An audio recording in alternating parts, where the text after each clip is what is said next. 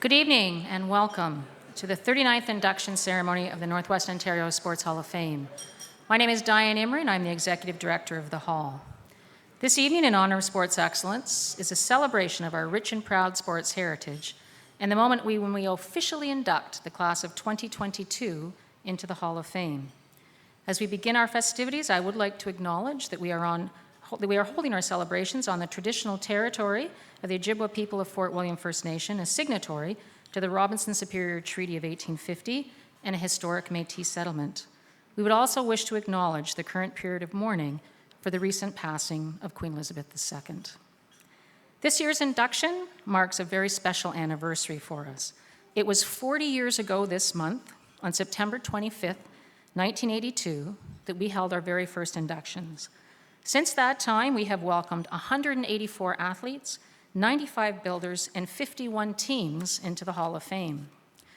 Throughout the evening, in recognition of their contributions to our region's sports heritage, the names and images of all of our honored members will be shown on the screens around the room.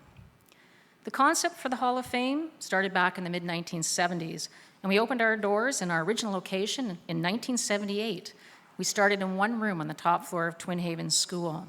Today, we're very proud to operate an entire building that houses a fantastic sports museum and a Hall of Fame on May Street in downtown Thunder Bay South.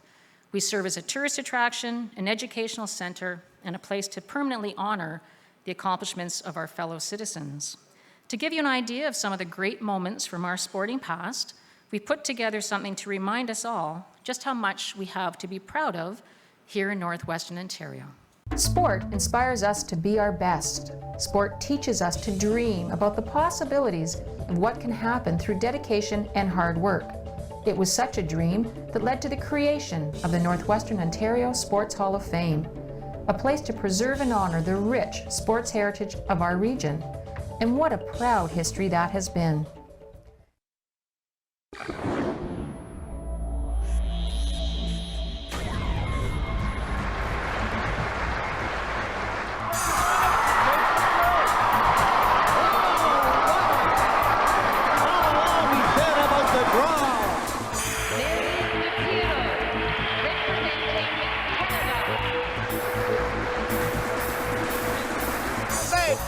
Save by St. Croix, two dandies. In the last minute of this opening period, Rick St. Croix. Yes, Jeff Curry breathes a sigh of relief as he heads back with a beautiful pick of the Manitoba Stone. Continuing the momentum, important for the national team. A hard-working job. 198-pound Steve Danier, a well-deserved gold medal. Well, Kurt Harnett had seen it done, and now he does it to Gary Newan. Kurt Harnett to the finish, a bronze medal for Canada. Vernon Linklater representing Canada. With 8,525 points, Michael Smith representing Canada. There is one strikeout away. Here comes the pitch, a swing and a miss, and it's all over. Thunder Bay, Continental All-Stars go out to Mob. The final rock of the 10th inning. Oh, it's a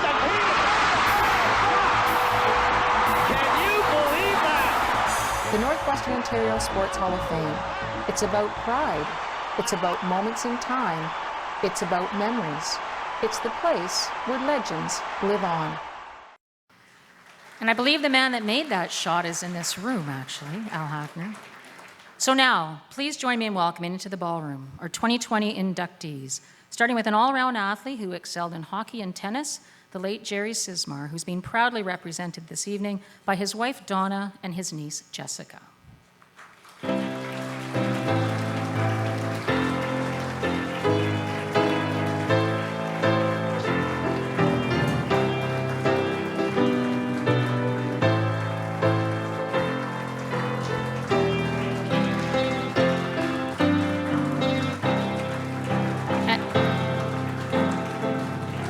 And an athlete who made us proud from his beginnings at the Canada Games Complex to springboards around the world, Jason Napper.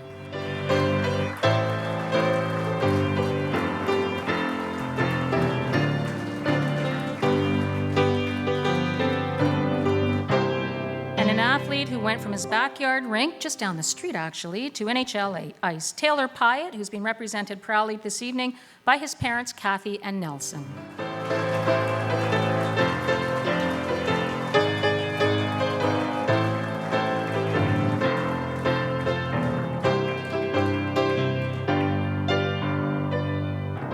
And a dedicated builder who's given back to her sport as a volunteer, coach, innovator, and champion of para-Nordic skiing, Patty Kittler.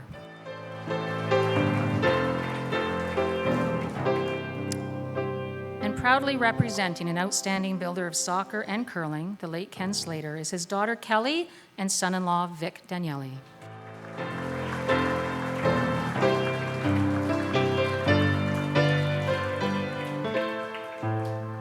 And the 2017 Canadian Mixed Curling Champions and World Silver Medalist, the members of the Trevor Bonneau rink, starting with our lead, Megan Carr.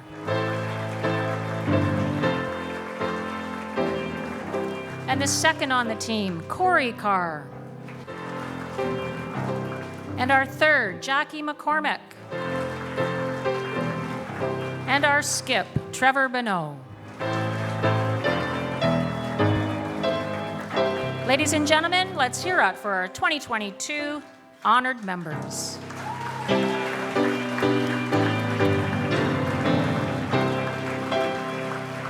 And I'd ask you to please remain standing. Catch you before you sit down. We always have a special treat every year when this young woman, you're very young, joins us to sing O Canada. And if you've never heard Denise Krawczyk sing O Canada, as I say every year, since she's been doing it since 1987, you're in for a wonderful treat. Thanks, Denise. Thank you, Diane. It's nice to be back.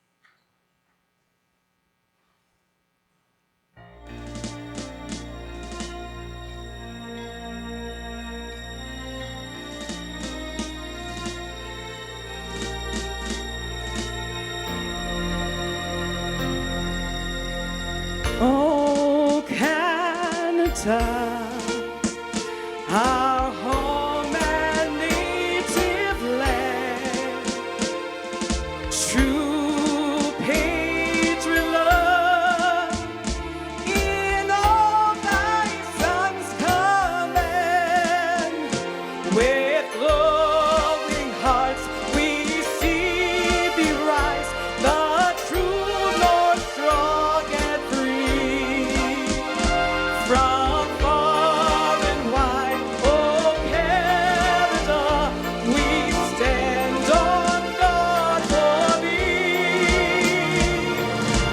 God keep our land glorious and free.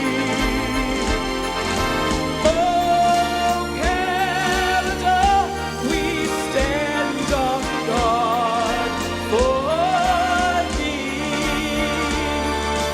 Oh Canada, we stand on guard for thee.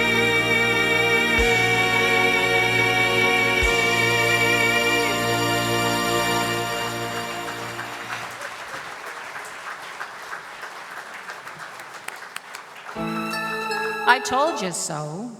Thanks so much, Denise. The Sports Hall of Fame is a nonprofit organization. You can have a seat. The Sports Hall of Fame is a nonprofit organization. It's governed by a board of directors comprised of 14 dedicated volunteers. We're very fortunate to be led by a 4-time Hall of Fame inductee. Please welcome the president of the Sports Hall of Fame, Dave Siciliano. Good evening, everybody. It's great to be back live again. I think our last one was 219, and this is great. Feels so good to be amongst everybody again. It's always a great pleasure. So on behalf of the board of directors, it gives me great pleasure to welcome you to our 39th annual induction dinner. As I said, it's just so nice to be back after a 2-year absence. And the event would not be possible without the support of our sponsors, donors, and of course all of you here this evening. A special thanks goes out to T-Baytel, who came on board as our presenting sponsor this year. The City of Thunder Bay has been a great supporter over the years, and we are honored to have Mayor Bill Morrow with us here this evening, along with Councillor Rebecca Johnson. Both Bill and Rebecca have been great champions of the Hall during their political time, and we thank them for their support and wish them well in their future endeavors.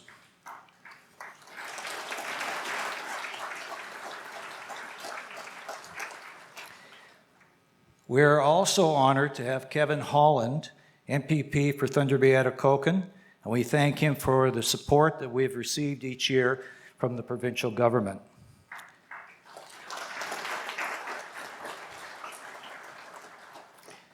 And thank you to our fellow board members, and many of whom are here tonight, and our selection committee for the time that they've put in each and every year to make this event and many, many others that we have throughout the year. Of course, we only look as good as the executive director, Diane Emery, and our curator, Kate Dwyer, and her support person, Judy Gary, who do the majority of the work. So we as board members are very, very happy to have that kind of support. They do an excellent job in everything they do, and we really appreciate it. Thank you.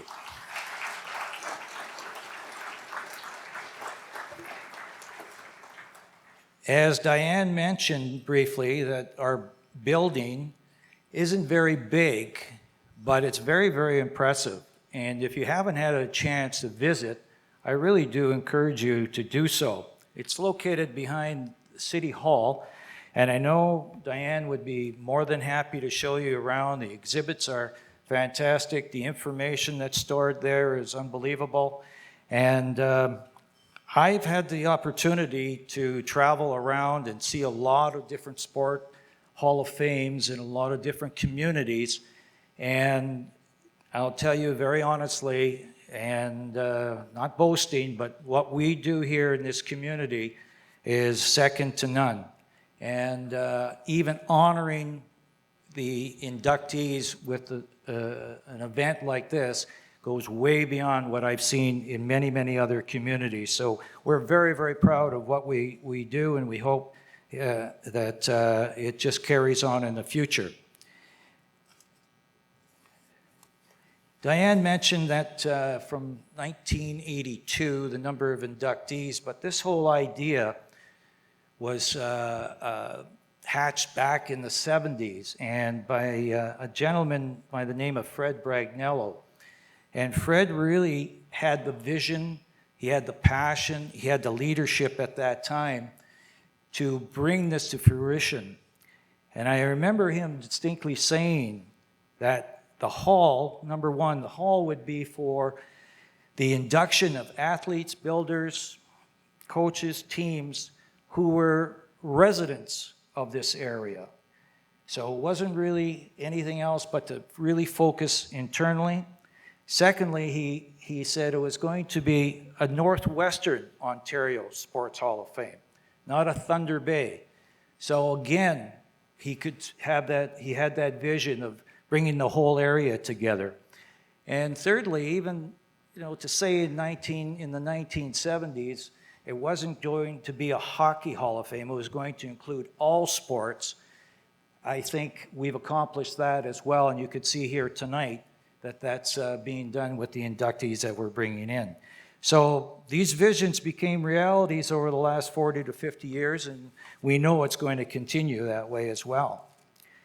Lastly, I've had the great opportunity each year to call the inductees and tell them the selection committee has chosen you to be inducted into the Northwestern Ontario Sports Hall of Fame. And it's amazing the response I get, not only verbally, but what I sense over the phone.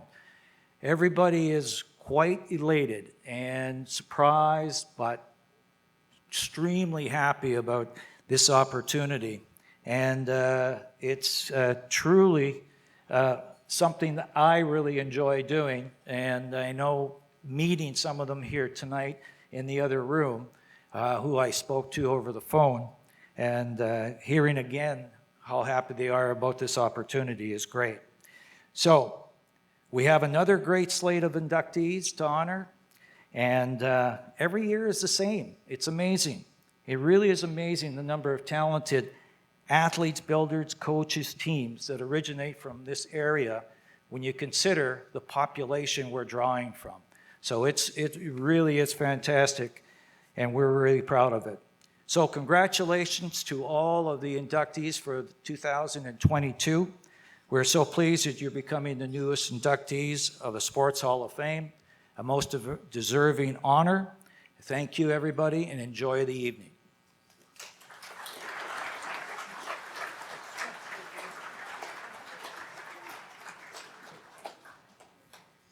Thanks very much, Dave. As Dave mentioned, the City of Thunder Bay has been a great supporter of the Hall of Fame. They provide financial support, and they allow us to operate out of one of their beautiful heritage buildings. He mentioned Mayor Bill Morrow. He actually just called me about an hour ago, and he is unfortunately unable to attend. Something has come up. But another fantastic champion who has been an incredible supporter of this organization over the years is here. And it really, truly is my great honor to call up Councillor Rebecca Johnson to bring greetings on behalf of the City of Thunder Bay.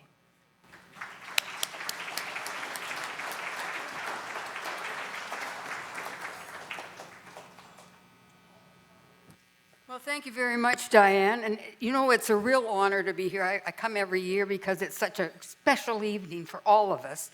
And Diane just asked me about 20 minutes ago, would you kind of get up here and say a few comments from the city? And I said, sure. So here I am. But anyway, I know that if the mayor were here, he would want to congratulate first the inductees who are here this evening. And I am assuming for some of those inductees, you have never been to a Sports Hall of Fame induction dinner before. So you will be really, really treasure the evening that you will have in front of you. It's very, very special. The other thing that I know that the mayor would identify is the fact that he would like to welcome Kevin Holland, who is our new member of parliament. And this is Kevin's first time to come to a Sports Hall of Fame induction dinner. And I know that he's going to be a real supporter of what goes on, not only this evening, but for our communities as he moves forward in the area of our provincial government. I'd also like to congratulate the board of directors and the selection committee who selected the inductees. I sat on that committee one time, and Dave, you mentioned, I have to say this, because you mentioned about the fact that it's all sports. It is, and I remember sitting on that selection committee, and I said, can't we find some other sports besides hockey? Because that's all we seemed to be were doing at that time, was selecting people from the hockey, and I said, got to do other sports, so it's good to see that happening. One of the other things that I would like to introduce this evening is Kelly Robertson. And Kelly, I want you to stand up because not everybody knows who you are. And Kelly is the manager of the community services under which the Sports Hall is actually, she manages and does the work with them. So it's important that you know, and if anybody wants to sit and chat with Kelly, I'm sure she'd be very interested in whatever you have to say about the Sports Hall and about any other the things that are going on in our community right now. And I have no idea if there are any other politicians here, so I can't introduce you. And I have no idea if there's any wannabe politicians, and I'm not introducing you tonight because that would not go over well. So I really wanted to, as I say, particularly to all of the inductees, past and the ones that are going to be inducted this evening, congratulations. This is, as I said, a very special evening. So on behalf of the City of Thunder Bay and all of our citizens, I would just like to welcome you into the Sports Hall of Fame and enjoy the evening, everybody, because it's going to be fun. Thanks so much.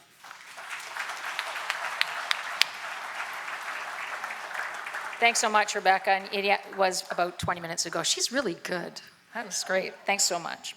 We're very fortunate to also receive the support of their local and regional media. And I just want to acknowledge some of them who are here this evening and thank them. We can't do what we do unless they report on all of the wonderful things that our sports people do. A special welcome and thank you to Brian Wyatt, News and Sports Director, CKPR Rock 94 Radio. Brian is a really great supporter of the Hall of Fame. As you'll hear a little later, he is the voice of the Hall of Fame, as his voice is on our videos this evening. And Brian is also doing double duty as our MC this evening. So Brian, thank you very much, and we really appreciate all that you do for us. Another strong supporter of the Hall is the Chronicle Journal. We have partnered with them since 2013. We bring regular columns on sports heritage to that paper, and it's wonderful that we're able to do that. Their sports editor, Ruben Villagrassi, is here. Ruben, welcome, and thank you very much for your support as well. And Dave has already mentioned our wonderful volunteers, our board members, our selection committee members, the volunteers who helped put this together. We can't do it without you. We really do appreciate everything. The video productions, Maverick, Chris Fisick and Maverick Entertainment, another fantastic job. Russell Krawchuk, who makes us sound so great and look so great under these lights. And again, to my staff, Kate Dwyer and Judy Gary, this wouldn't happen without you, and thank you so much. And to John Sims, our official photographer, he also has been with us for many, many years. And it's a real team, and I'm very proud to have all of those people on my team. And of the 39 celebrations we've had, I think I've been involved with 36 of them. I started when I was 2, and it's incredible to me how many people have worked so hard to make this a great success. One thing we also want to do each year, and it's a very special thing for us to do, is to take a moment to acknowledge and remember those honored members who have passed away since we last joined together. I would now ask that you turn your attention to the screens in the room and join in honoring in silence the memory of those we have lost since we last gathered together.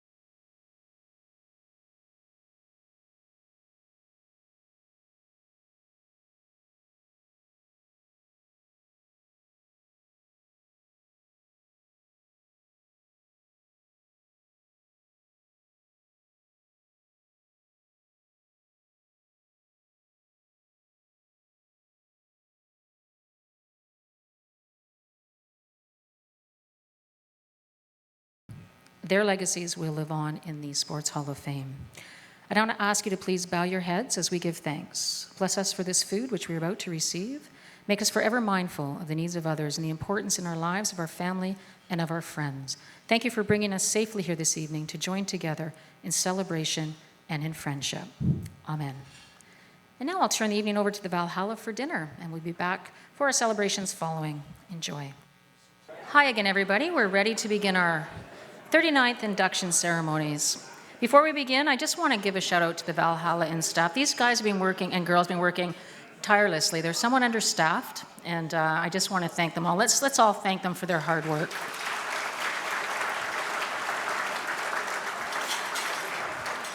And once again, we were blessed by the incredible piano playing of Pat Towell. Pat has been entertaining us at our dinner. I think it's actually now over 35 years. So Pat, thank you again for everything that you do for us. It's now my great pleasure to introduce our Master of Ceremonies for the official induction of our class of 2022.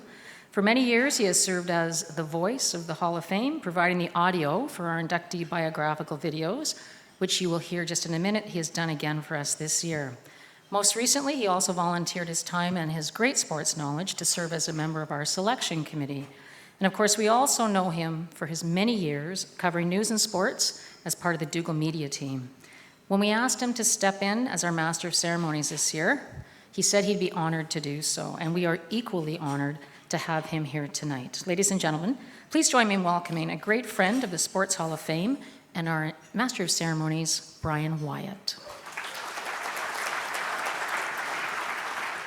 Oh, and the Oscar goes to?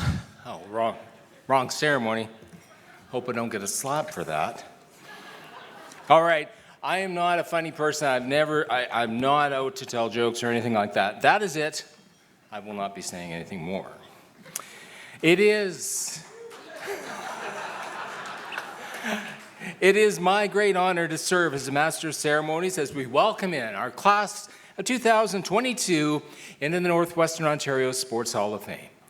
Now, our 2022 inductees represent a number of different sports from a variety of eras, and their accomplishments have brought us great pride.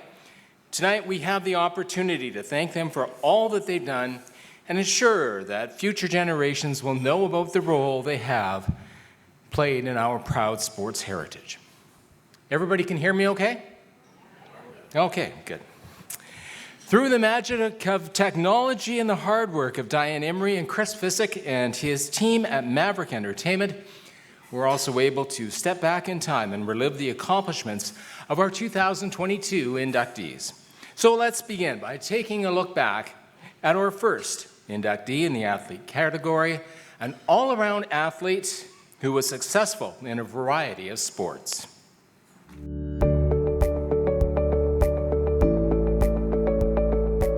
The sign of a successful all-round athlete is the ability to produce results in different sports for an extended period of time and be respected along the way.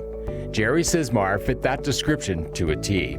Growing up in Port Arthur during the 1960s, it didn't take long for his strong athletic abilities to shine through. By the age of 10, he had already made his way into the local paper with a report of his run-scoring double, helping the 1965 Port Arthur Nationals advance to the local Little League final. Seeing the name Sismar adorn the headlines of the sports pages would become a regular occurrence over the course of the next 4 decades. Headline-grabbing success followed in hockey, with his over 40 points seeing him top the Bantam B list for the Port Arthur Minor Hockey Association's 1968-69 season. The following season, he was a Bantam A scoring champion and garnered MVP honors, which he also earned for the 1971-72 season, helping the West End Bearcats midget team claim the city championship. Not surprisingly, his talents caught the eye of local junior teams, with the Case Eagles adding him to their lineup. By the end of his 1972-73 rookie season, he stood atop the team's scoring list, advancing to the top of the Thunder Bay Junior A list in 73-74, leading the league with 43 goals and 45 assists. Following a short stint with Kamloops of the Western Canadian Hockey League and then a tryout with the Detroit Red Wings, he found his way onto the Thunder Bay Twins senior hockey team. Named the 1978-79 Rookie of the Year, he would go on to enjoy a 13-season career with the Twins, the most ever by any player, serving as a center ice performer and fan favorite, amassing a number of awards, records, and titles along the way. During the early 80s, he also honed his skills playing in the Swiss Hockey League. A high scorer with the Twins, his well-known number 20 jersey would often be the one racing down the ice and putting the puck in the back of the net. In one game against the St. Boniface Mohawks, he scored 2 genuine hat tricks, 6 goals in the Twins' 10-3 victory. A 5-time team and 2-time Central Amateur Senior Hockey League scoring champ, He holds the record as the Cash League's all-time leading scorer and the Twins' record for the most goals, assists, and points. His scoring abilities helped the Twins dominate senior hockey in Canada during the 1980s, contributing to 4 Allen Cup titles in 1984, 85, 88, and 89. Now, during the summer, this dedicated athlete was also making a name for himself in tennis, competing in singles, doubles, and mixed doubles. His early success included claiming not 1, but 2 titles at the 1970 Thunder Bay Junior Tennis Championships, including the 16 and under boys title and the doubles crown. Advancing to the senior level, he would go on to win multiple honors, including close to 20 combined Thunder Bay Tennis Club and City of Thunder Bay singles crowns. Teaming up with his longtime doubles partner Bill McCallum, he added many more titles to his record of success, including earning top honors at the Mid-Canada Tennis Classic and a gold medal at the 1983 Ontario Summer Games. Successful in mixed doubles as well, he would often come away from tournaments having won titles in all 3 disciplines. Just as it was in other sports, Jerry's name would often be a top rankings list, which was where he stood in 2003 as a top-ranked men's singles player on the Northern Adult Preliminary Ranking List, the only player from Ontario to make the list among others from Minnesota, Wisconsin, and South Dakota. Not limiting his contributions to sport to his athletic skill, he also passed along his knowledge to others off the playing field. With the Thunder Bay Tennis Club, he served as an assistant director and manager pro and helped develop their junior program. He also coached minor hockey and soccer teams and also saw his son Darren embrace his passion for sport, proudly seeing him be drafted into the OHL in 2006 before he sadly passed away at the age of only 51, not long after that milestone in his son's life. Jerry Sismar's legacy in sport does not just rest in his athletic talent he exhibited from the 1960s to the 2000s. It's also found in the lives he touched. As one of the youth he coached noted, he was more than a coach, an athlete, or even a mentor. He was a person you wanted to associate with, a person you wanted in your life, making him a true role model for sport.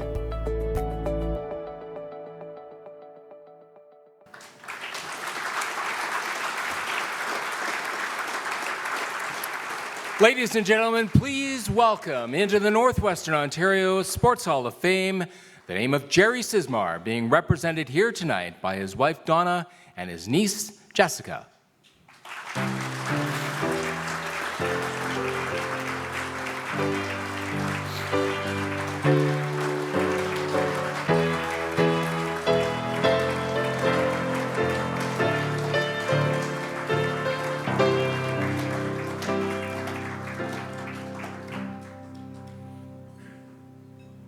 And some of Jerry's family and friends are here tonight honoring his memory, including his nephew Chris, his niece Jessica, who traveled here with her daughter Audrey from Southern Ontario for this special occasion. And we're also pleased to welcome some of Jerry's teammates from his hockey days and representatives from the Thunder Bay Community Tennis Club. And Jerry's niece Jessica will now speak on behalf of the family. Good evening, everyone. First off, I would like to thank the Northwestern Ontario Sports Hall of Fame for recognizing my uncle Jerry Sismar for his many achievements during his amateur career. Also, congratulations to all the inductees tonight. What an honor. It is a privilege to accept this award on behalf of Jerry and our family, especially his son Darren, who couldn't be here tonight due to prior travel plans, but he is having fun in Ireland. Jerry's dedication to the sporting community of Thunder Bay was unparalleled throughout the province. He was a man of many hats who inspired anyone he met to dream big and push forward with humility, respect, and perseverance. With a never-give-up attitude, his positivity, genuine kindness, and encouragement never wavered. Jerry took his infectious personality everywhere he went, always surrounded by kids at the outdoor rink at Carrick Park to the tennis club. He was always willing to share his time and knowledge. He had an energy and spirit that was undeniable. That smile and laugh could light up the room and lift anyone's spirits. When I was a figure skater, Jerry would always be cheering me on the last few minutes of my practice as he and his teammates waited for their practice with the Thunder Bay Twins. Hard to believe he even made it out of the dressing room. Anyone who knew Jerry knew he was always the last one out. He took forever, one of the many traits he passed down to his son, Darren. So true. Of all the achievements, awards, and accolades Jerry had, by far his proudest moment was April 10th, 1990, when the world welcomed Darren Andrew. In true Jerry fashion, he asked Donna if he had time to shave before he took her to the hospital. True story. After all, he did have a big game that night. Needless to say, Donna kicked him out of the hospital and told him to go to the damn game because he was driving her nuts. He may have missed that moment, but from that moment on, he never wavered as a father and a family man. If you saw Jerry, Darren wasn't far behind. Those two were inseparable. He carried his love of life and sport onto his son and into the man Darren is today. From hockey, tennis, skiing, or biking, they spent countless hours together. It gave Jerry so much joy watching his son achieve his dreams and meet his goals. I'll never forget the day Darren was drafted to the Windsor Spitfires. I've never seen him so happy and proud. If Jerry could be here today, I know he would want to thank everyone who supported him throughout his life, his coaches, his teammates, his family, and his friends. I know he loved, cared for, and appreciated all the love and time he had with everyone. He would be humbled and deeply honored to accept this award as I am to accept it on his behalf. Even though he is not here tonight, his values, integrity, and positivity will forever remain in my life and everyone else's that he met. Thank you.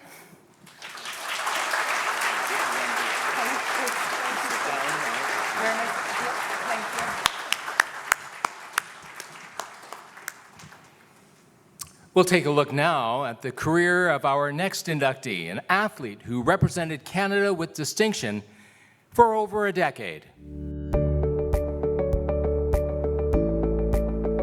When the Thunder Bay Diving Club was formed in 1982, the third person to sign up was Jason Napper, a young diver whose aquatic talent had been spotted by the club's first coach. From that moment on, he would become an integral part of the diving legacy of Thunder Bay and Canada as a decorated athlete on the national and international stage during the 80s and 90s, and then as a coach during the 2000s. Quickly rising to the top of his age category, he earned provincial medals with a spot on the 1984 Ontario diving team.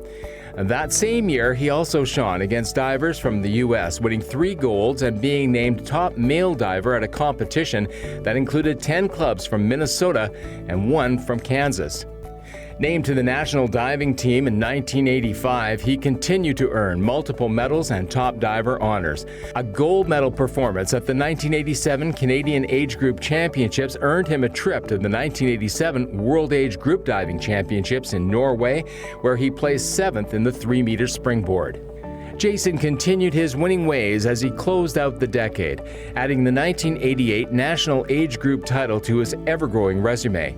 In 1989, he brought home 6 medals from the highly competitive John Dickinson International Meet, claimed the all-around title, and earned 573 points in the 3-meter springboard, breaking the old record of 550, which had been set in 1980 by American Olympian Robbie Craig. His 3 gold at the National Age Group Championships earned him a trip to the 1989 World Juniors in Madrid. Competing in the boys 16 and 18 1-meter, he found himself in 13th heading into the finals. Staging a strong comeback, he moved up the rankings and just missed the podium, finishing 4th. His success that season also saw him win a gold in the 1-meter and a bronze in the 3-meter as a member of Team Ontario at the 1989 Canada Summer Games in Saskatoon.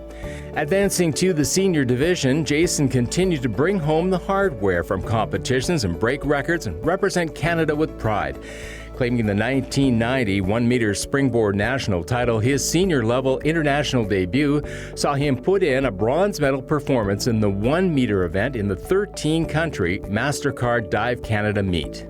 In 1991, he claimed a bronze medal in the men's 1-meter at the Cuba Cup, matched by a bronze medal in the 3-meter springboard at the 1991 World University Games in Sheffield, England. His gold medal at the 1993 Pan Am International Diving Meet in Winnipeg earned him a trip to Germany to represent Canada in the 14-nation Rostock International. There, he placed 2nd in the 1-meter, his best international showing up to that point. The 1994 season turned out to be a special one, earning the opportunity to wear the maple leaf on home soil at the 94 Commonwealth Games in Victoria, BC. Season started off well, a 7th place performance at a meet in Mexico, followed by the setting of a new provincial record in the men's open 3-meter event, which pleased Jason and his coach. Fresh off a 7th place showing at an international diving meet in Mexico, Thunder Bay's own Jason Napper reeled off a near-perfect final dive to finish with 601.95 points to set a new provincial record in the men's open 3-meter event. It went pretty well. It was a pretty consistent list, and it turned out I broke the record. Yeah, that was quite a highlight. He broke 600, which is something that doesn't happen very often, and he broke the record by a long shot. It was a good event. With the Nationals less than 2 months away, the record-setting effort gives Napper added confidence. For this feels pretty good. It's a low-caliber meet. I get to hone my dives in front of the hometown crowd. It feels great. And Commonwealth Games, I guess you're looking forward to the trials for that. I sure am. That's what I'm peaking for this summer, and I hope to do my best at the trials. At the 1994 Canadian Senior Summer Championships and Commonwealth Games qualifier, he emerged with his second 1-meter national title and a trip to Victoria, in spite of some challenges due to a power outage which turned the lights out just as he was preparing for a dive. At the 94 Commonwealth Games, in front of his home country fans, Jason advanced to the 1-meter springboard finals and found himself in 2nd place going into the 6th and final dive. Performing an inward 2.5 somersault in the tuck position, he earned enough marks to win and become Canada's first male diver to win Commonwealth Games gold since 1954. But he wasn't finished there, adding a bronze in the 3-meter event to his collection. And returning home to a hero's welcome, the 22-year-old Lakehead University student celebrated his performance before he headed off to the 1994 World Aquatic Games in Italy, where he put in a top 20 performance. Finishing up his 14-season diving career in 1996, Jason stepped away from the sport for a while, only to come back full circle in 2013, taking on the role of head coach of the Thunder Bay Diving Club. Over the course of the next 6 years, he took the experience he had gained as an athlete, passing it along to the next generation of divers. His contributions as a coach saw him named Coach of the Year at the 2015 Ontario Provincial Championships. And when asked what it was he liked most about his coaching role, Jason noted it was the smiles on the faces of the athletes when they had accomplished a dive they had been working on that made it all worthwhile. Just like those smiles he put on the faces of his many family, friends, and fans throughout his diving career.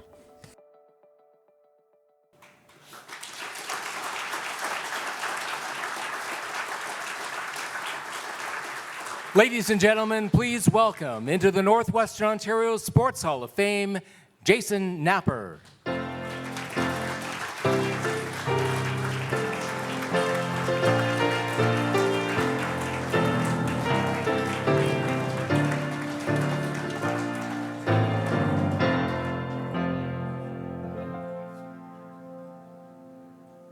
Here tonight with Jason are his wife Terry and sons Graham and Cale and his parents Jeanette and Dennis, along with other family members and some representatives from the Thunder Bay Diving Club. Now, why I have Jason taking a seat is because we've also got a few messages here. Jason was an outstanding diver who exemplified my highest ideals in the sport, economy, which he refers to as simplicity and efficiency with perfectly directed and timed application of force. Watching him, yeah, that's really written here. Watching him dive was always a pleasure, and as his coach, contributing to his development was gratifying indeed. Congratulations, Jason, for this well-deserved recognition. That comes from former coach Mitch Geller and the Chief Technical Officer of Diving Canada.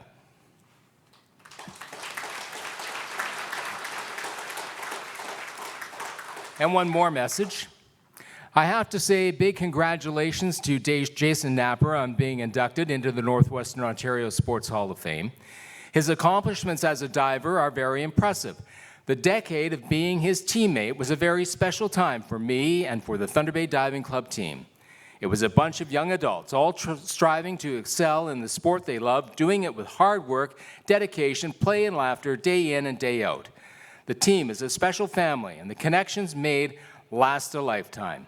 Congratulations, Jason, and that's from Mary, and that's That is from Mary DePiro, 2002 Northwestern Ontario Sports Hall of Fame inductee. Jason, the microphone is yours.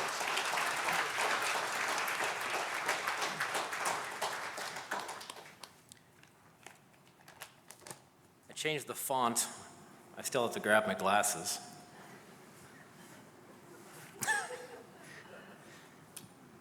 I think my voice has dropped since that soundbite back then. Good evening, everyone. For most people, talking in front of a crowd is one of those uncomfortable things we sometimes have to do. Thankfully, 14 years of competing in a Speedo in front of 7 judges has sort of prepared me for moments like this.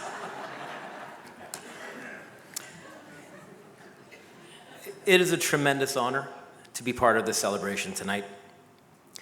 I know there was an awkward silence when I was contacted by Dave Siciliano about the induction, and I'm still overwhelmed with the concept.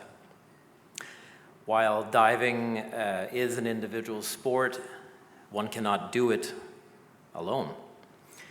A lot of boxes have to be checked in order to have the best success. I had all of those chances here in Thunder Bay. I believe there were 5 factors that ultimately led me here to this moment. First and foremost, I had the continuous love and support of my family, and especially my parents, Dennis and Jeanette, driving me to workouts, morning, night, flying me across the country to compete, volunteering with the diving club, and simply being there at competitions to watch meant the world to me. They were there for all the lows, they were there for all the highs. In later years, my girlfriend, now wife, Terry, heard all my struggles, my doubts, my fears, and she was there to help me with my support. Second, I loved playing in the water and generally showing off. Let's face it, willingly throwing yourself off a 10-meter platform and doing multiple somersaults, it takes a little bit of chutzpah, shall we say. There must be an inner drive inside you that pushes you more than the fear that holds you back in a sport like diving.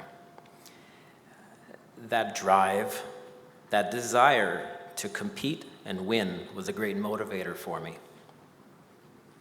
I was able to treat diving like a job, but it was a job that when you didn't feel good, you didn't call in sick. I treated it like it was everything. I was at my first Junior World Championships in Hamar, Norway in 1987. While filling out my paperwork on the return flight home, the question read on the immigration questionnaire says, "Was this trip for business or pleasure?" I wrote business.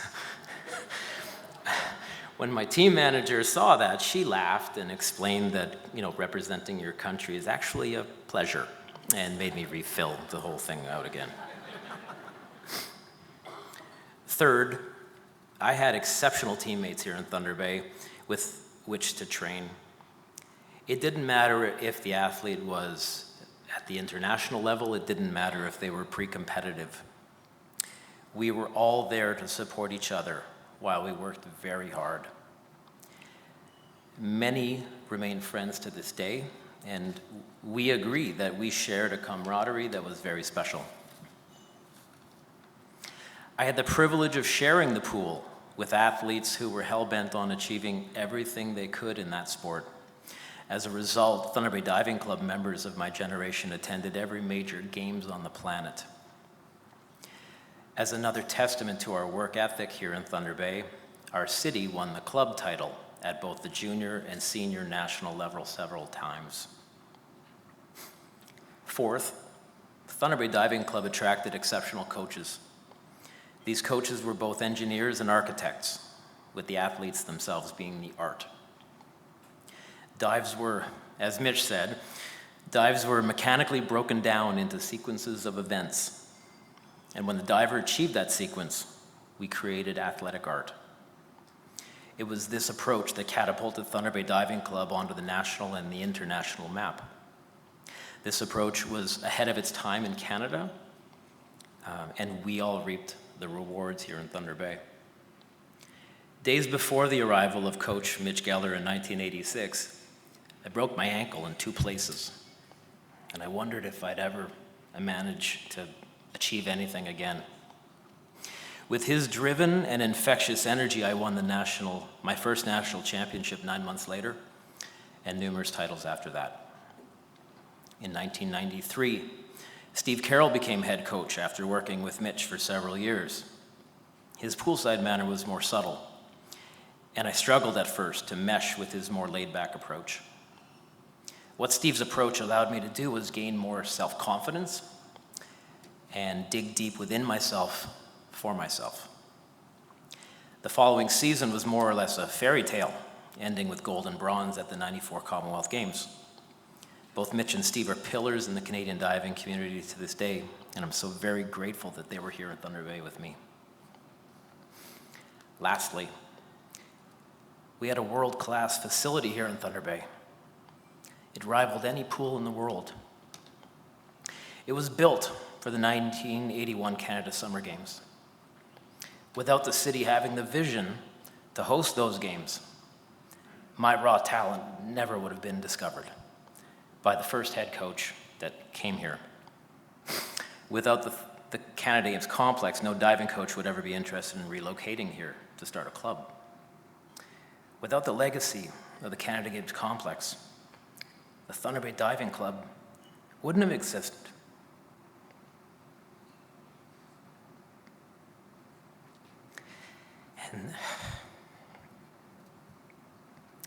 And therefore, our club divers would not attend the 1985, 89, 93, 97, 2001, and 2013 Canada Summer Games. I really hope that the city keeps its eyes wide open, looking for legacy opportunities for the children of today to be Hall of Fame members tomorrow.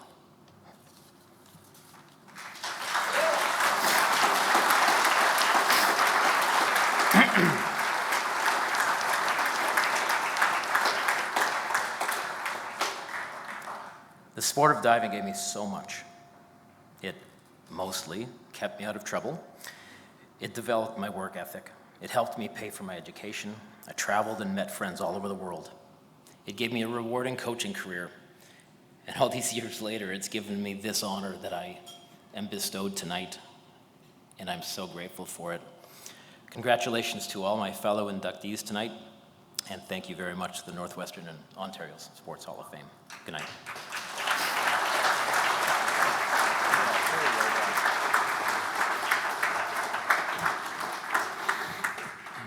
Our third athlete of the evening enjoyed success on the ice in the amateur and professional ranks.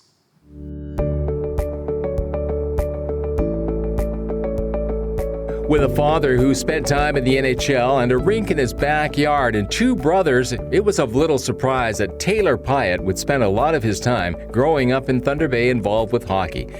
Those long days on the family outdoor rink paid off. He would go on to enjoy a successful amateur and professional career. Making his way through the minor hockey system, he soon earned the right to wear the C on the jersey and find a spot with the highly competitive Thunder Bay Kings AAA program. His high-scoring abilities helped the Kings win the 1997 Kobe Cup as Ontario Bantam champs, with his 6 goals in the tournament opener setting the stage for his MVP naming. His talents as a sturdy left winger also caught the eye of the Sudbury Wolves, who drafted him as their first-round pick, going 4th overall in the 1997 OHL Priority Selection Draft. Starring with the Wolves for 3 seasons, he racked up the points, collecting 91 goals, 104 assists in 194 games. A member of the 1998-99 Under-18 Nations Cup team, he helped lead Canada to a gold medal as their best player at that tournament. Taking part in the Canadian Hockey League's top prospects game, Taylor proved his skills even more, winning the fastest skater competition. Eligible for the 1999 NHL draft, the 17-year-old made his way to Boston's Fleet Center along with his family to learn about the next step along his hockey journey. Selected in the first round by the New York Islanders, 8th overall, it was the highest for a Thunder Bay player at that time. He's a character kid that comes to play every night, and he has the size that all teams look for now on the wing. Well, I'll tell you, this guy here, there's going to be some disappointed teams in the 10, 11, and 12 area because I know one in particular that I used to work for. We're looking at this guy pretty heavily and thought they had a reasonable chance. I think it's a great pick, and he loves the game and he's got a passion, and that's what you want. That's what you like to see. After another season with Sudbury, he had 40 goals and 49 assists. He cracked the Islanders lineup out of training camp for the 2000-2001 season, settling into his NHL career.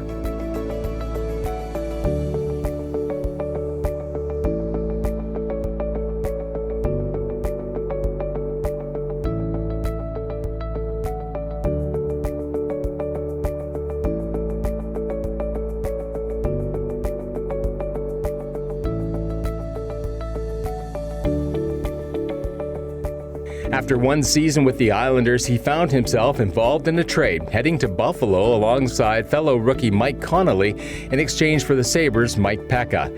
In his second season with the club, he set another personal NHL milestone in a game against Montreal. Chance for Briere, puts on the brakes, put it in front. Taylor Pyatt coming off the concussion, rings one off the pipe, and Buffalo takes the lead. Well, there was a play that developed in front of the Buffalo net. Great back checking. Dan scoops it over to Shipman. Shipman's got Shipman. He looks to shoot.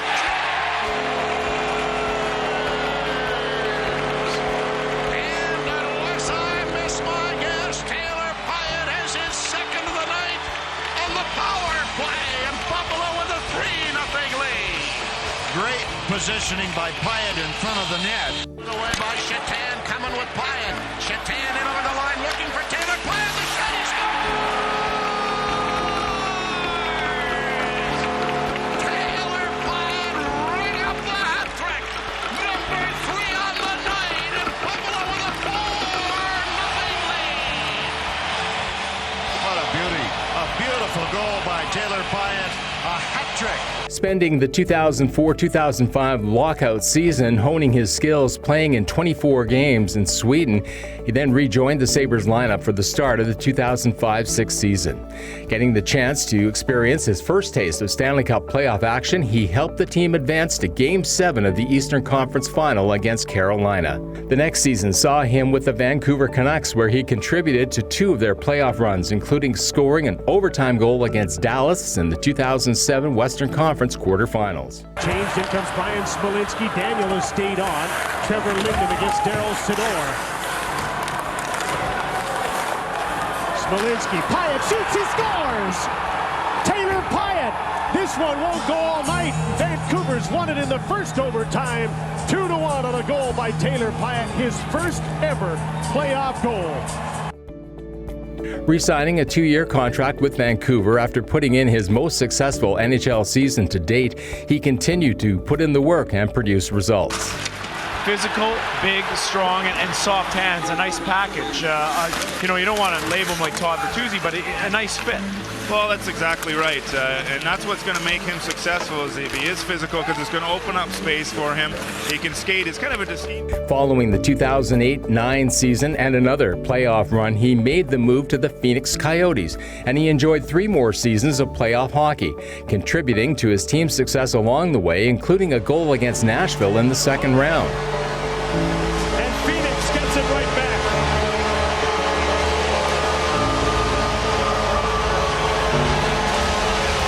And in third-round action against the LA Kings, his assist late in the second forced a 5th-game overtime period.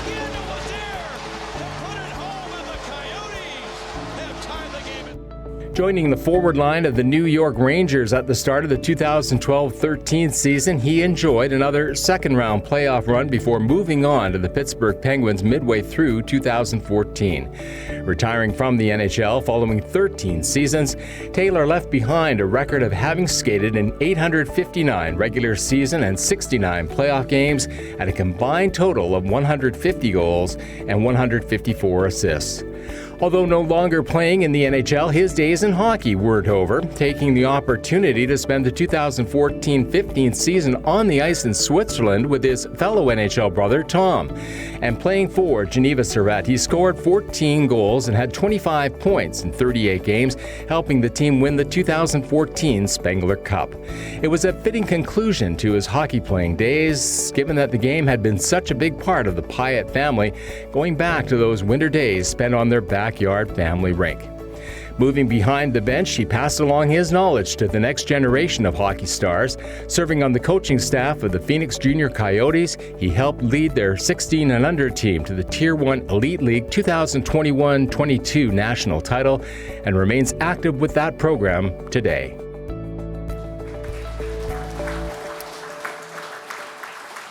Ladies and gentlemen, please welcome into the Northwestern Ontario Sports Hall of Fame, Taylor Pyatt, being proudly represented here this evening by his mother Kathy and his father Nelson.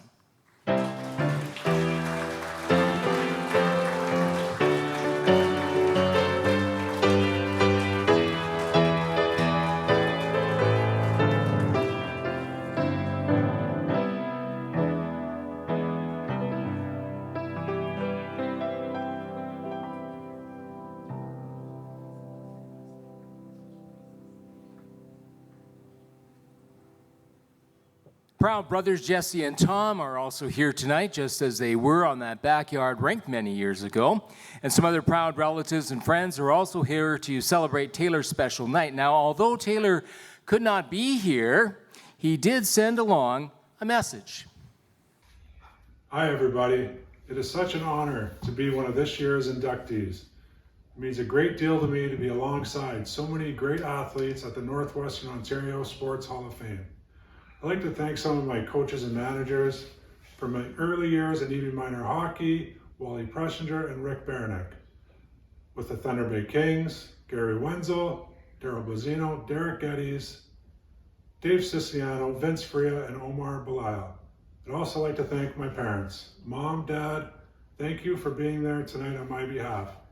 And thank you for all the support and guidance through the highs and lows of my hockey career. I couldn't accomplish what I did without you. I'd like to finish up by congratulating all of the other inductees. I hope you all have a great night. Thank you.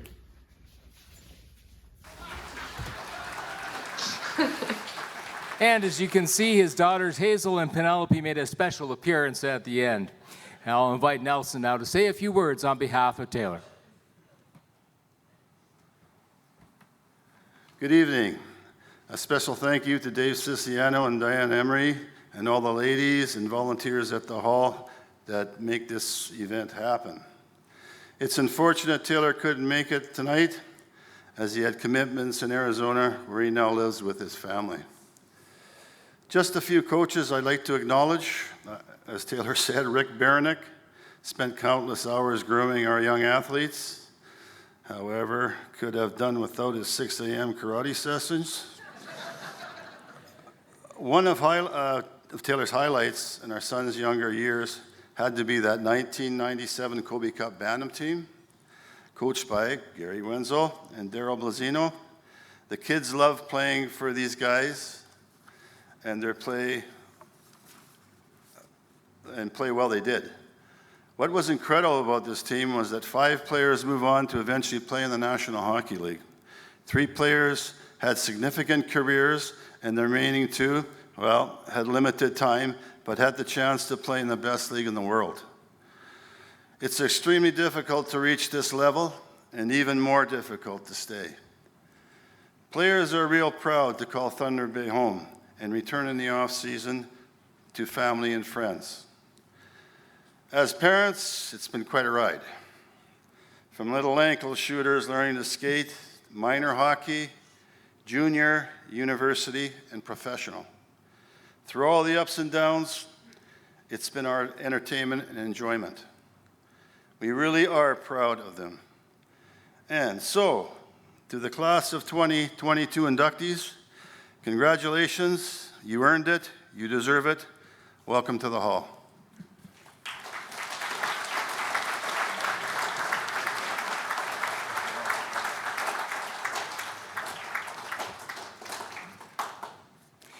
And now we'll honor our first builder of the night, a builder who truly dedicated herself to the sport of cross-country skiing.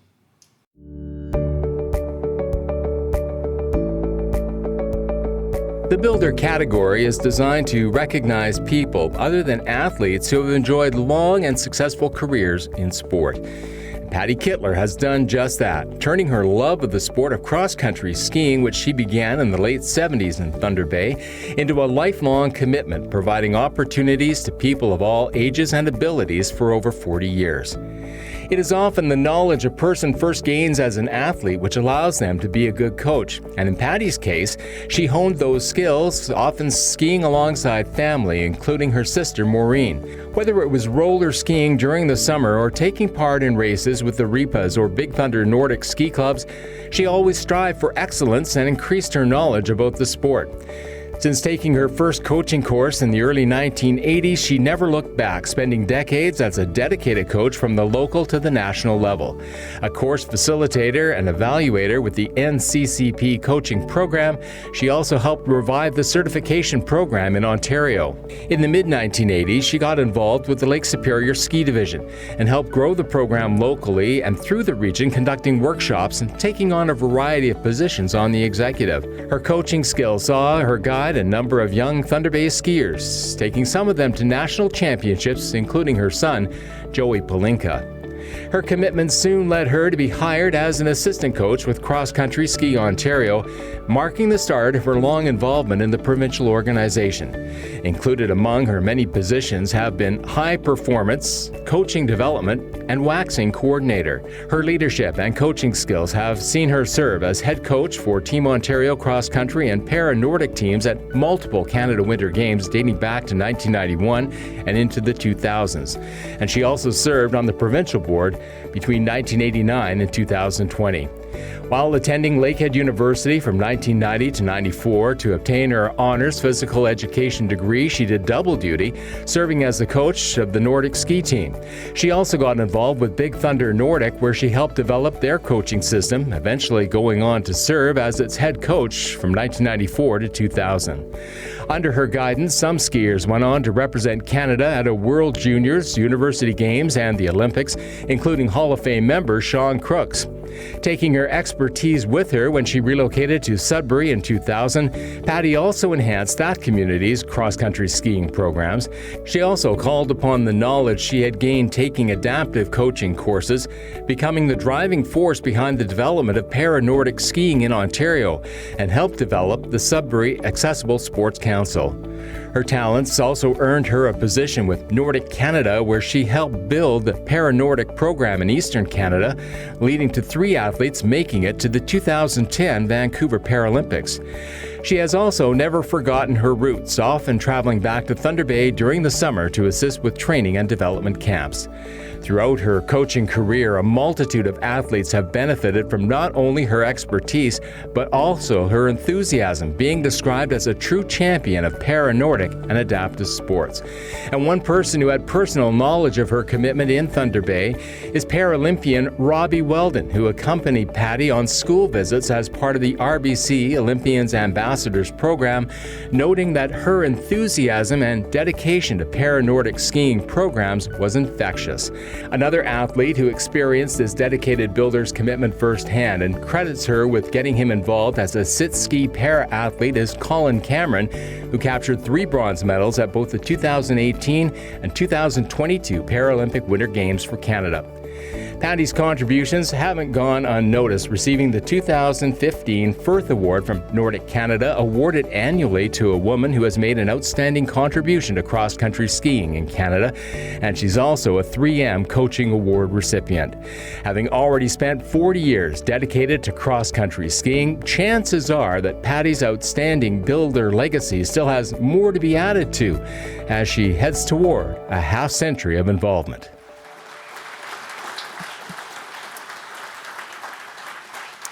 Ladies and gentlemen, please welcome into the Northwestern Ontario Sports Hall of Fame, Patty Kittler.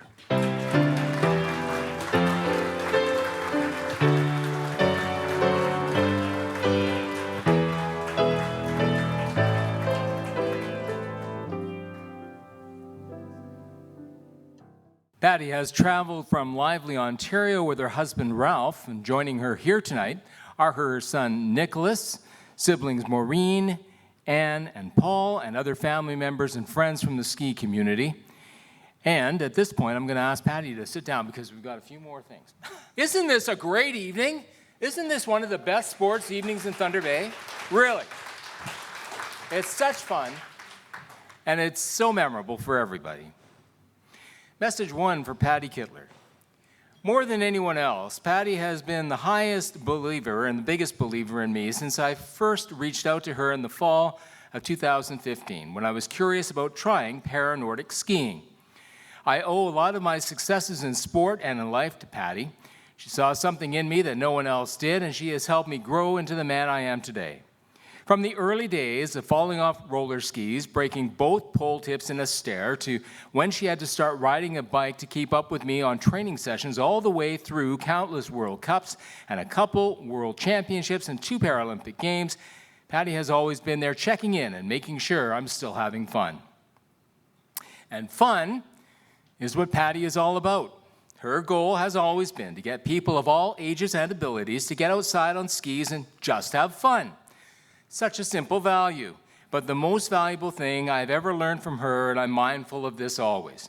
Patty has a special ability to not only see that there is greatness in everyone, but to help you realize the greatness inside yourself. From 2-time Paralympian Colin Cameron.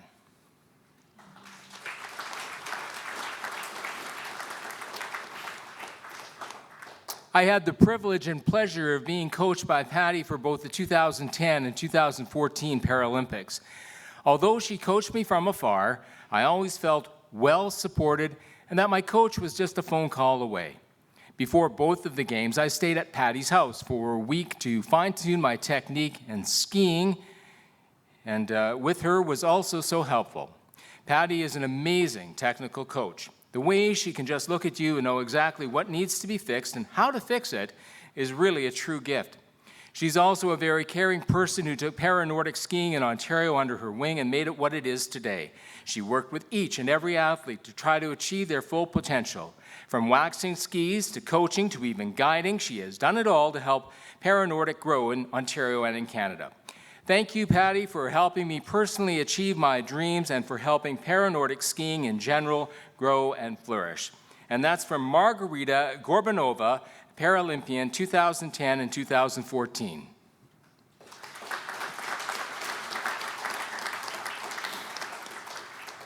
Patty has an incredible passion for the sport of cross-country skiing and very skilled at sharing that passion.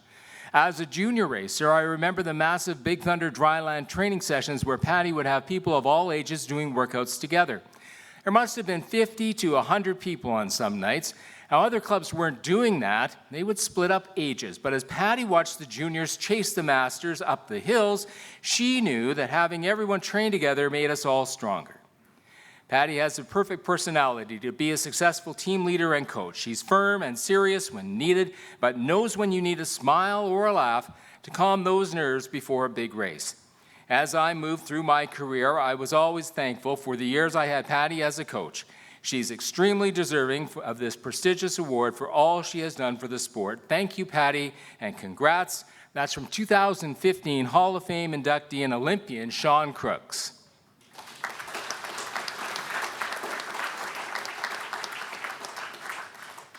I can well imagine how proud your parents would feel if they were alive to read your story on the sports pages of the Chronicle Journal. I wish to extend sincere congratulations on your work and becoming a builder of the Northwestern Ontario Sports Hall of Fame, and wish you continued success, health, and happiness. This is from Iris Durnford, a former neighbor of Patty's family who is 96 years young. And now, Patty Kittler. I'm going to fix that for you. I'm short. Yeah. I may be short. Shorter than I am. Yeah, I may be short, but I figure everyone out, so it's the fun part. Thank you, everyone, for giving me this evening. I don't write things down because I get nervous reading, so I'll just ad-lib, if you don't mind. I'd like to thank the third table back there with Marty Pumala, the Pumala kids, my sister, and my brother-in-law, Hanu and Maureen Ahokas. I would not be skiing if it wasn't for Hanu and Maureen. They took me to Centennial Park, and we climbed up. We died climbing that hill, the Hydroline Hill, up to the top, but I loved the downhills. I would fall, I would crash. They introduced skiing to me.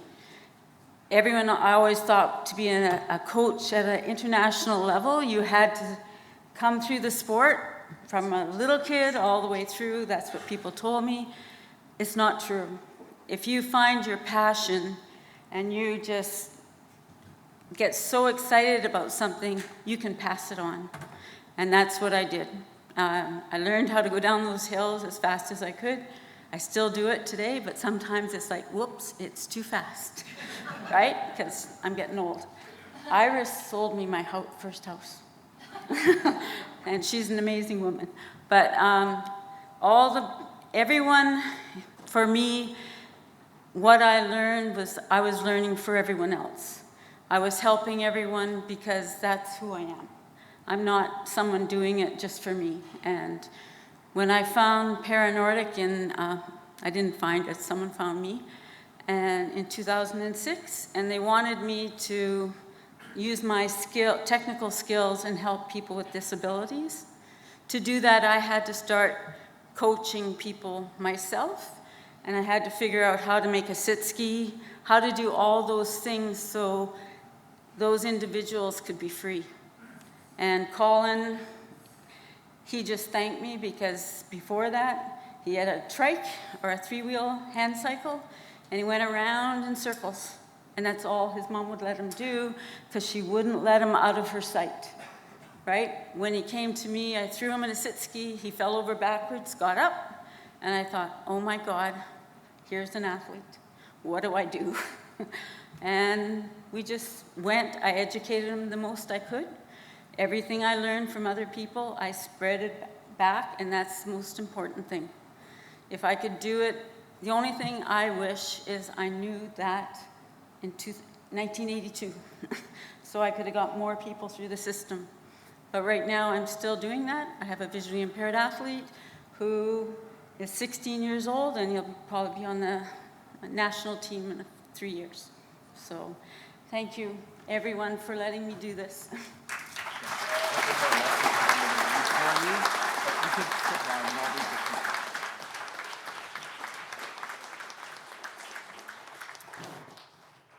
All right, I need my microphone back because I apologize, forgot a couple of messages. So Patty's just going to listen to them over there.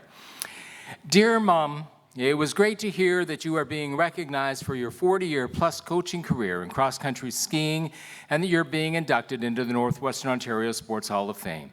Over the years, I have seen you work so hard to achieve this accomplishment, and I can't think of anyone who deserves it more than you. You've always set an amazing example for those around you. You overcame so many obstacles to achieve this recognition. Your perseverance has been an inspiration to everyone you've come into contact with, and I wanted to congratulate you on your induction into the Hall of Fame. I also want to thank you for all that you've done to help me achieving my goals both in life and in cross-country skiing. And that's from Joey, Patty's son, who currently lives in BC. I promise this is the last one here, okay? But really, you could go on because these are amazing. Patty, congratulations on your induction. You are certainly deserving of this honor. Carla and I wish we could be there tonight to celebrate with you, but because of you, I am leading a training camp in the rain for 60 young skiers this weekend instead. So thanks a lot. 30 years ago, you saw something in me. You must have thought, this guy is sort of a mediocre athlete at best, but I think he could be a good coach. And I've been at it ever since. You always knew how to get the most out of the athletes you were working with by connecting with them. You always challenged me to think deeper, work harder, believe in myself, and challenge those around me to improve. To this day, I channel my inner Patty when I really need to get creative or help someone through a tough time. Thank you so much for all you have done for skiing in our region, for the lessons you taught me and all my teammates as a young skier, and for pointing me towards coaching, which has become my career and my passion. I only hope that I will have such a meaningful, positive, and long-lasting impact as you have. And that's from Eric Bailey. Patty Kittler.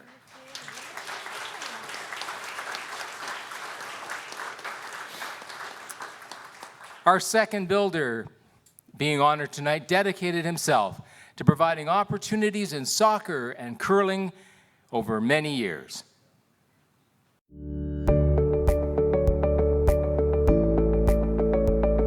This exceptional builder truly dedicated himself to ensuring that sporting opportunities existed for others, and he did so over the course of 6 decades as an administrator, official, and volunteer in curling and soccer. Like a lot of great builders, Ken Slater got his start in sports as an athlete. In fact, his introduction to soccer started very young, given his family's Scottish heritage and the fact he grew up across from Brent Park Soccer Field. And by 16, he had joined the United Soccer Club and then spent the majority of the 50s and 60s with that team, with the club retiring his number 2 jersey when he finally hung up his cleats. Turning his attention to the administrative side, the soccer community then benefited greatly from his knowledge and passion in many ways. He served youth as a coach and public school soccer referee for over 20 years. He spent 30 years reporting on soccer in the newspaper under the byline Corner Kicks. He organized the Thunder Bay Old Stars team and was instrumental in ensuring that Northwestern Ontario was a recognized part of the Ontario Soccer Association. Working alongside other soccer enthusiasts, clubs, and sponsors can also help with the creation and operation of one of the longest-running and most well-attended soccer tournaments hosted in Thunder Bay, the Labor Day Weekend International. It started in 1968 and ran for over a quarter century, with Ken serving as the first and only chairman. At its height, upward of 30 teams from across mid-Canada and the upper U.S. participated. Highly competitive, it would attract in excess of 1,000 players and fans from across the region and the cities of Winnipeg and Minneapolis. And by the late 1980s, teams were also traveling in from southern Ontario to compete for a portion of nearly $10,000 in prize money. Other members of the Slater family were also involved, including his wife Marilyn and his brother Charlie, who helped out in a variety of ways. In recognition of the Slater family's longtime involvement, some of the tournament trophies were presented in memory of their mother Mary and their father Matt. Given his exceptional organization talents, it was not surprising that he was selected to serve as the chair of soccer for the 1981 Canada Summer Games. During the winter, then, Ken turned his attention to curling, and just as he did in soccer, he gave 110% to help grow that sport. Serving for close to 20 years on the board of the Port Arthur Curling Club, he held a number of positions, including president and house chair, and oversaw a number of bonspiels and clubhouse renovations. And involved with the Grand Prix Curling Championships between 1971 and 91, he headed up the event in 1986. And when the club celebrated its 100th anniversary in 1987, he used his many years of knowledge gained working at the Chronicle Journal to help with the publication of its history. A 20-year member of the Northwestern Ontario Curling Association, he worked his way up from club representative to president, and then between 1993 and 96 served as a tankard chair for Northern Ontario. In 1991, Ken was granted the Sun Life Grand Prix Award for his outstanding contributions to curling, and Ken Slater's contributions to sport were also recognized by the Royal Canadian Legion and the City of Thunder Bay, and they'll now live on through his induction into the Northwestern Ontario Sports Hall of Fame.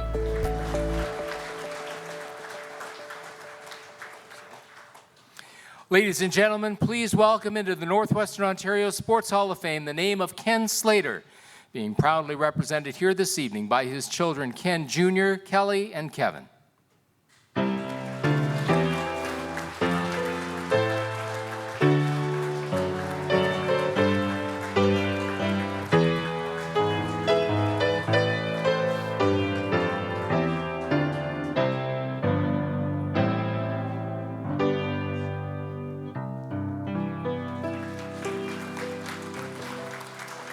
Sadly, Ken passed away just over a week ago, but he did know prior to his passing that he would be honored here this evening.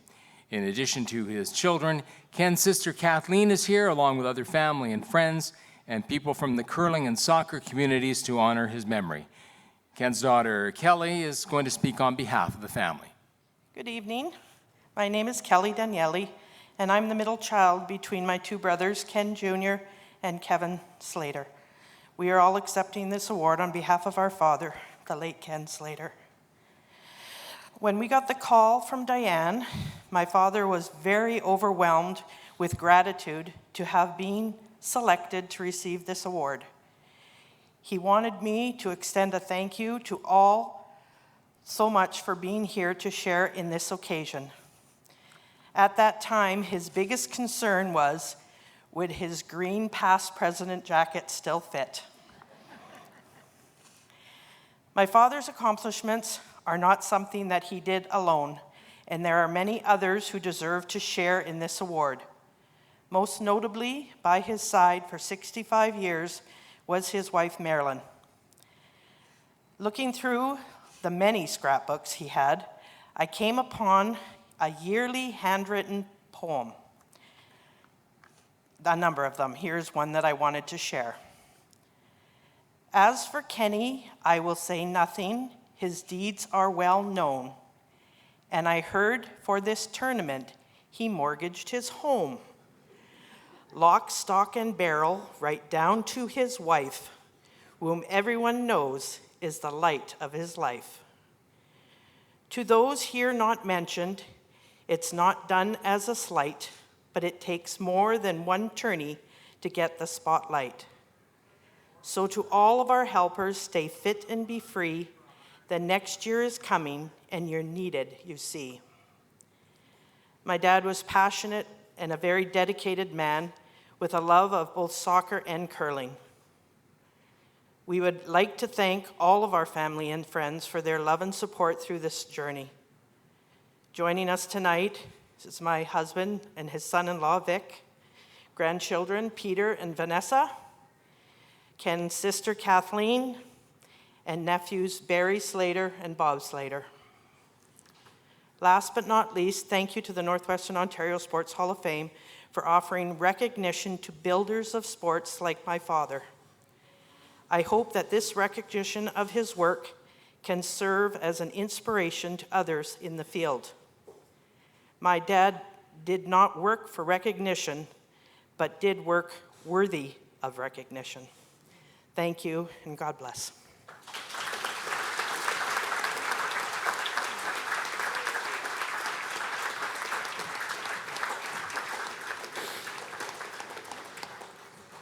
And our final inductees of the evening make Canadian curling history with their efforts on the world stage.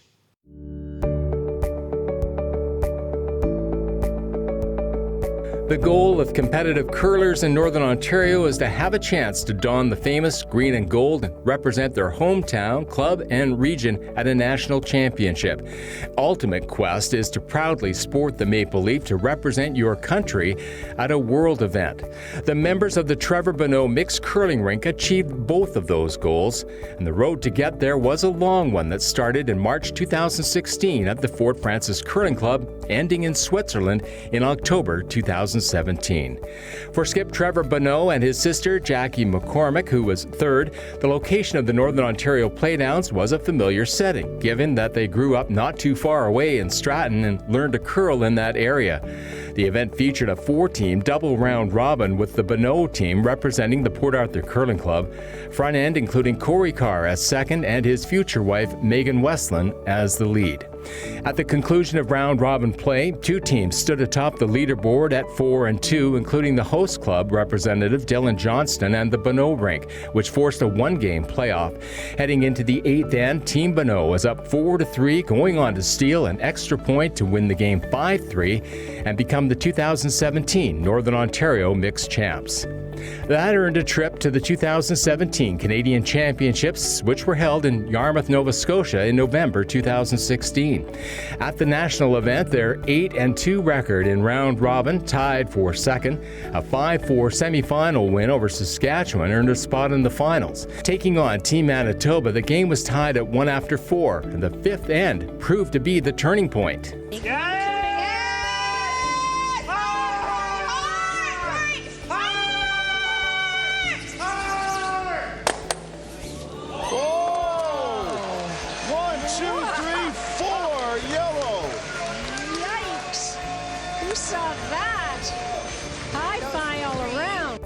After a scoreless 6, Manitoba took 1 in the 7th, which saw the championship determined in the 8th end. And they're going to cap it off as the champions of the 2017 Canadian Mixed Curling Championships. 20 years apart, the trophy goes to Northern Ontario.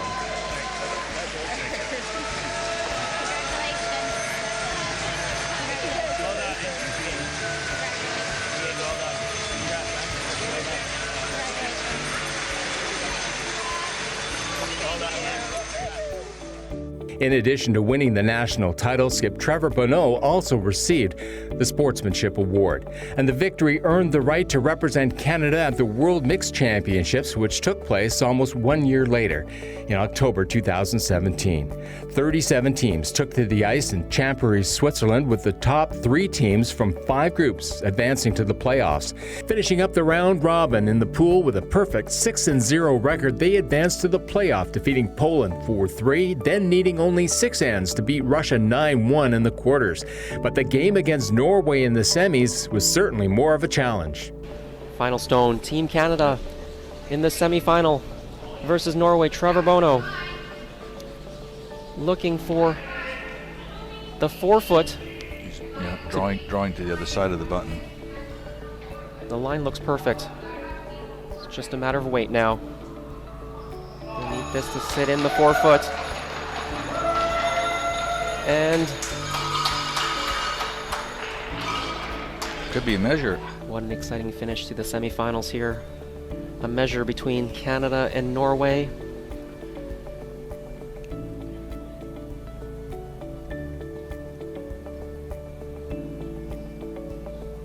The suspense is building. There it is. And it is. Team confirmed. Canada. Team Canada winning the second semifinal, and they booked their ticket into this afternoon's final against Scotland.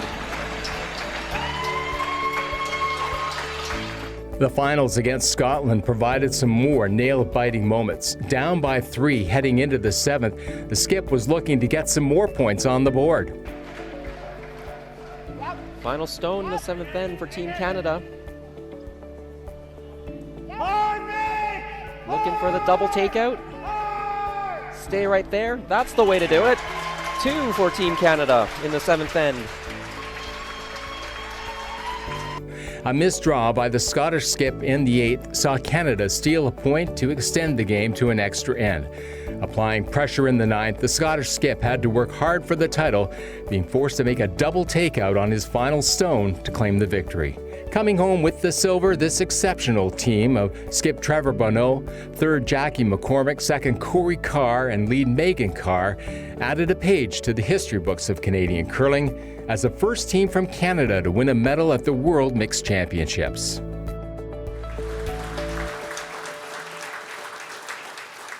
Please welcome into the Northwestern Ontario Sports Hall of Fame the members of the 2017 Bonneau Mixed Curling Rink, starting with the lead, Megan Carr.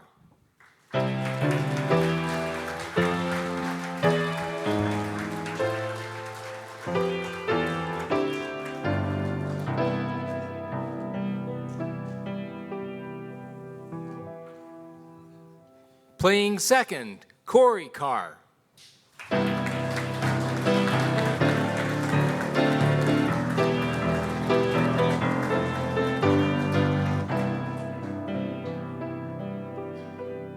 At third position, Jackie McCormick.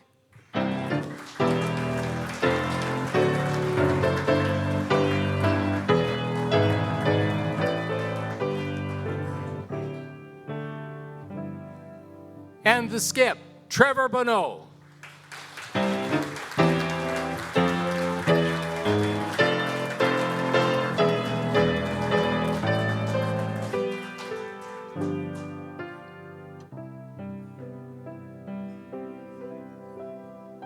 I usually don't write things down, and then I saw most of you guys had wrote stuff down. I'm like, uh-oh, maybe I better be a little more prepared.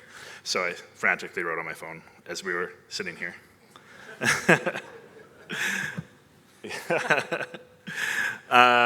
You know, I started thinking about what I was going to say tonight when the team, you know, nominated me to speak, which I was hoping for anyway because I like to talk.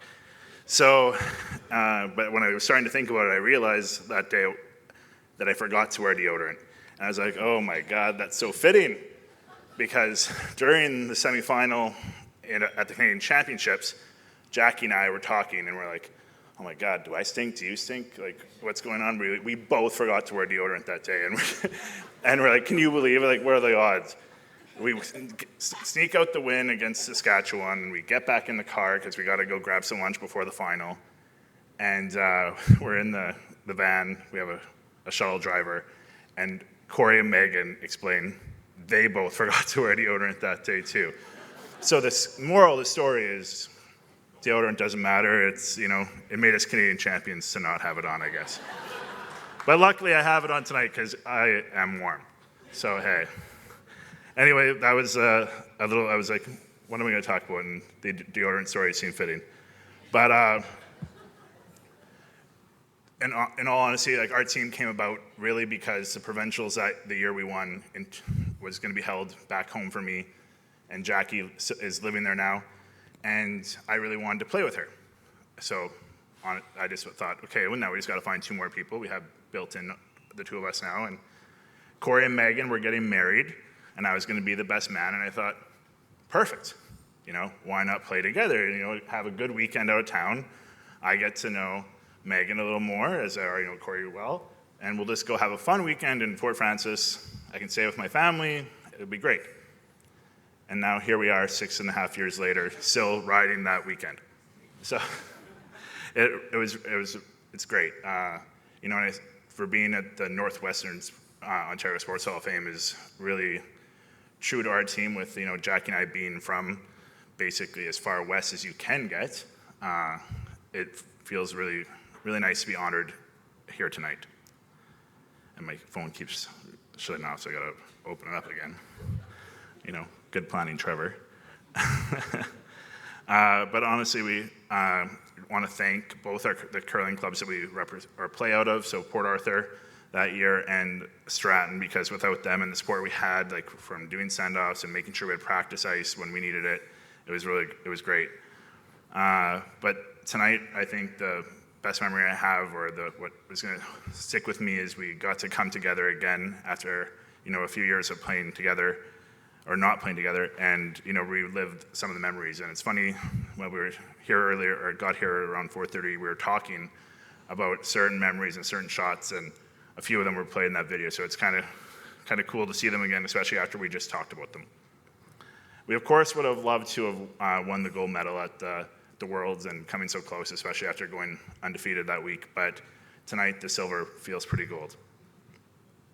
Just want to thank my team, Jackie, Corey, Megan. It was quite a ride, especially considering in Canada, you play your provincials in March, the year before the Nationals even, and then you have to wait another year to go to Worlds. Like, it's so drawn out. So we have to stick together and try and do our best to, just keep having the fire, to keep playing and wanting to do our best for not only ourselves, but province and our country. So thank you guys. It's an incredible ride. And congrats to the fellow inductees, and thank you to the Northwestern Ontario Sports Hall of Fame and Diane for everything. It's been a fantastic night. Thank you.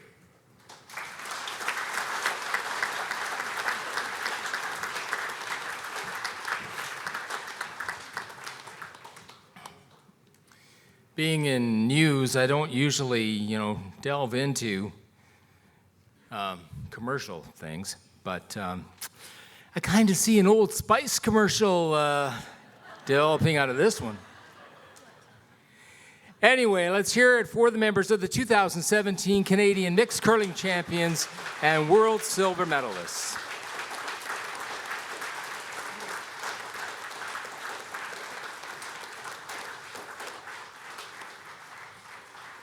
As we have all seen tonight, all of our inductees have contributed greatly to the sports history of our region. And to close out this evening, pleased to welcome back to the stage Denise Krawchuk for a final tribute to our 2022 inductees.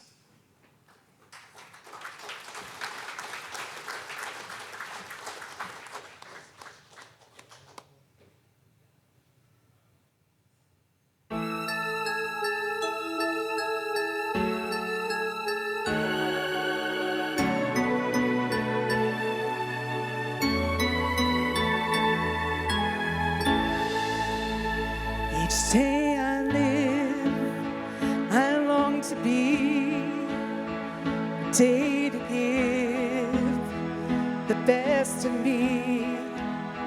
I'm only one, but not alone.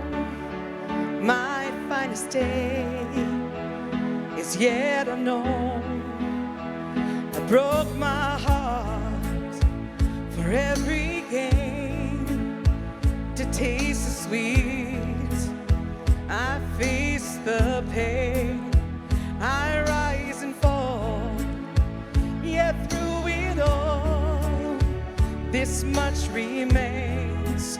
I want one moment in time when I'm more than I thought I could be, when all of my dreams are a heartbeat away, and the answers are all up to me.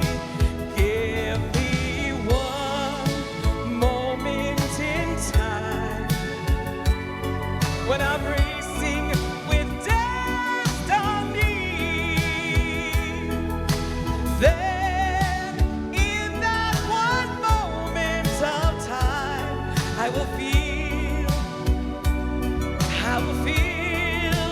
eternity.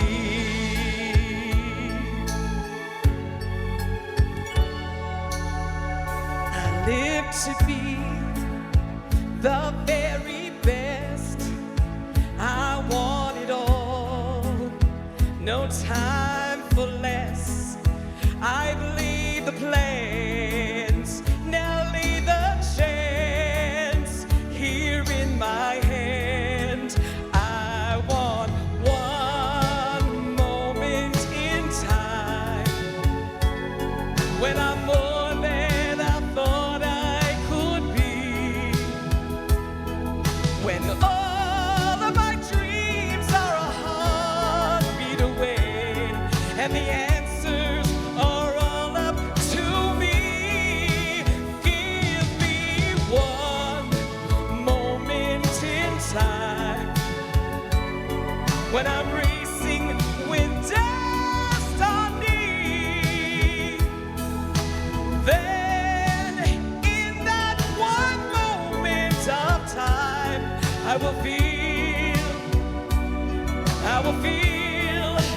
eternity. Yes, you're a winner for a lifetime if you seize that one moment in time. Make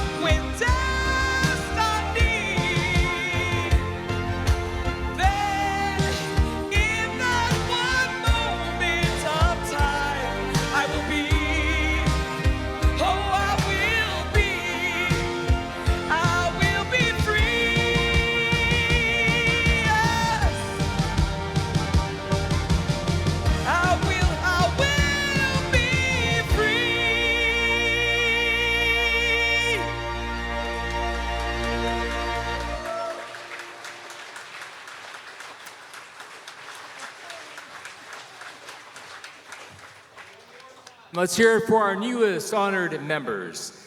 Jerry Sismar, Jason Napper, Taylor Pyatt, Patty Kettler, Ken Slater, the members of the 2017 Bonneau Mixed Curling Team lead Megan Carr, second Corey Carr, third Jackie McCormick, and skip Trevor Bonneau, your honor roll of the 2022 Sports Hall of Fame.